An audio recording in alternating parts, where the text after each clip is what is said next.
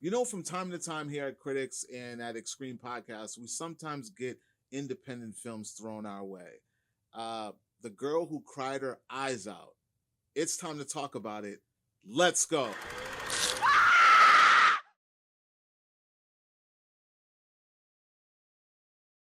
What's going on, everyone? Klep Napier from wearecritix.com, and I'm here with my homegirl, MC Ghoul of the Xscream Podcast. And today, we are here to talk about, breakdown, and review a film by director Eugene John Bellida titled The Girl Who Cried Her Eyes Out. That's right, it's a new horror film. It's available right now on Prime Video, so you guys will probably want to check that out or not after we talk about this film. But in good fashion, before we talk about what we thought of this film, please let these people know what this movie is about. Yeah, this film starring Mary Blake. She is a very ambitious college kid, has a group of friends, are out camping, and as they're having this evening together, one of them shares this amazing lore of this child named Caroline, who's played by Haley Ruth Jacobs. And as the story goes, it's quite tragic. It creates a haunting in this forest, and Mary Blake's character, Maddie, ends up crossing paths with this haunt, which then essentially curses them and follows them throughout the rest of the story. Typical horror storyline. Ghosts in the forest. Well, not only that, you got your teenagers that go, somewhere they're not supposed to go in the woods, and bad things happen. They always happen. This movie, all right. I want to go first. I want to talk about what I thought about this film. Tell me. All right, because I feel like it's textbook horror film, especially when it comes to like teenagers. It follows all the rules that Wes Craven gave us. Yes, you know what I mean? Yes, it does. You got your asshole group of kids who are drinking, they're smoking, they're partying, they're doing everything that they're not supposed to do, and of course the bad things happen. What I will say that's positive about this film is that I know what it takes to make a movie. It's not easy. It's not an easy task for anyone, and I will say that you can tell that this film was made with care.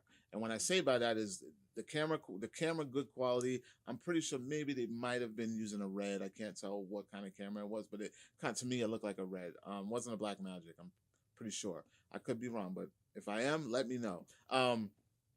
The audio is fine. Audio is good. It's a very indie film, folks. And when I say by that is like, it feels very, and we talked about this, it feels very school project like, or 48-hour film festival.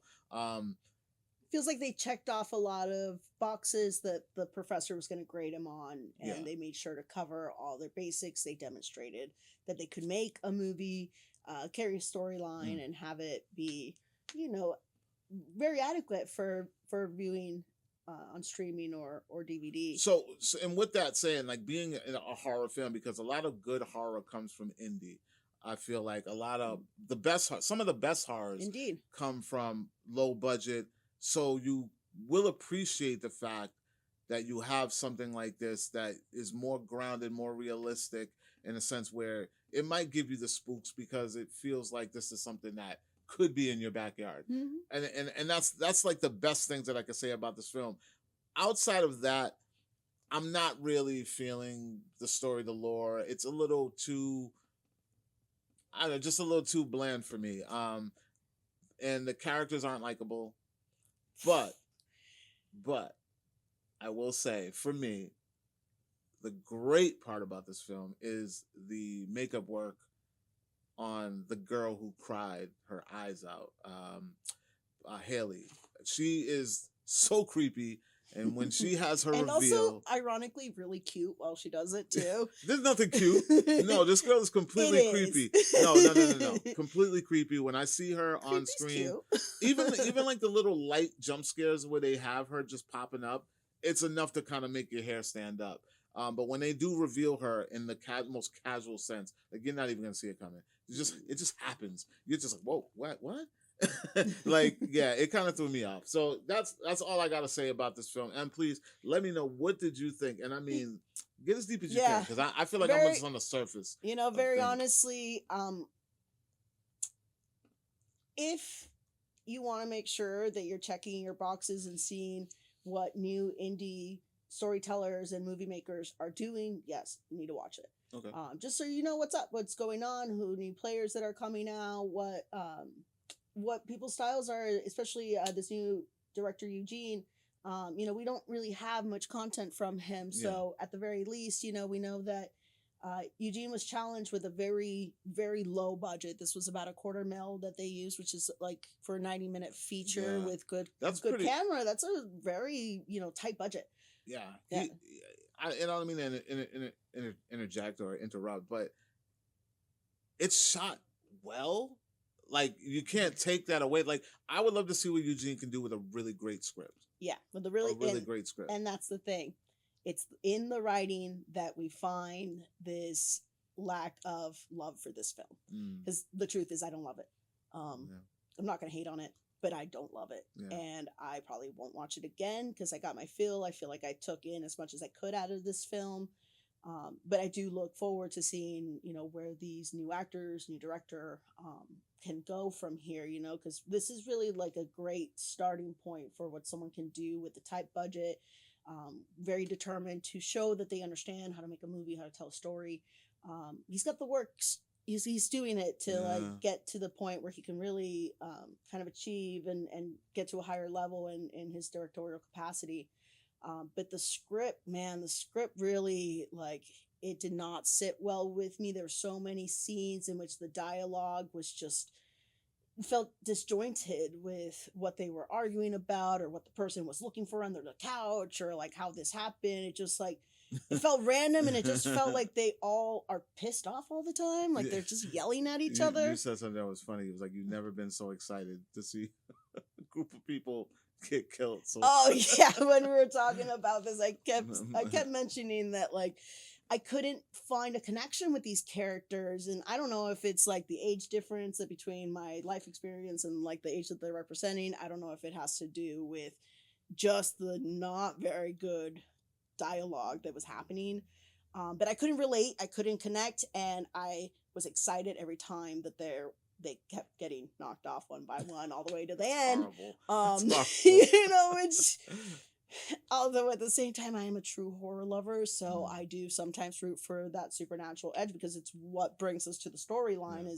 Is that the ghost of Caroline? And I think maybe the lore of Caroline could have been a little more flushed out, maybe given a little bit more meat on those bones of this movie.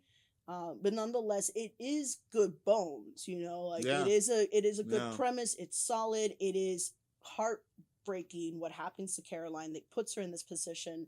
And I will say that was my favorite part is Caroline in the story. Yeah, hands down. Yeah. Haley is a star that's born to be a star. Like she really just being there. Just being there, the way she looked, that's for me is the best parts of this film. Marie's not horrible. I can tell she's got leading potential. I just don't think this was the one for her. There was a couple scenes too that felt really forced, like almost kind of random. Like they didn't really give much context to it, and so maybe she just wasn't framed in a strong. I could definitely see her leading elsewhere. This just wasn't the one. I mean, and I don't want to say and beat this thing up because, like I said, it takes a lot of work to put these things together. I couldn't do what they did at all. So I appreciate the effort. I really do. Ladies and gentlemen, this is The Girl Who Cried Her Eyes Out. If you like that supernatural stuff, especially that low budget indie stuff, and trust me, it doesn't look low budget. It doesn't sound low budget. The low budget is in the storytelling and the dialogue, and that's probably where you're going to see the worst of it. Just let me know, guys and girls. Did you even hear about this movie? Are you interested in seeing this movie? You can find it now on Prime Video. Like, comment, share. Make sure you subscribe, and of course, for more movie news, television news, and pop culture, check out wearecritix.com. You could catch me, CritiX, on all platforms. And where can they find you? MC Ghoul on Instagram, and of course, Xscream Podcast. Please follow, like, and share. And we'll talk to you all later. Peace.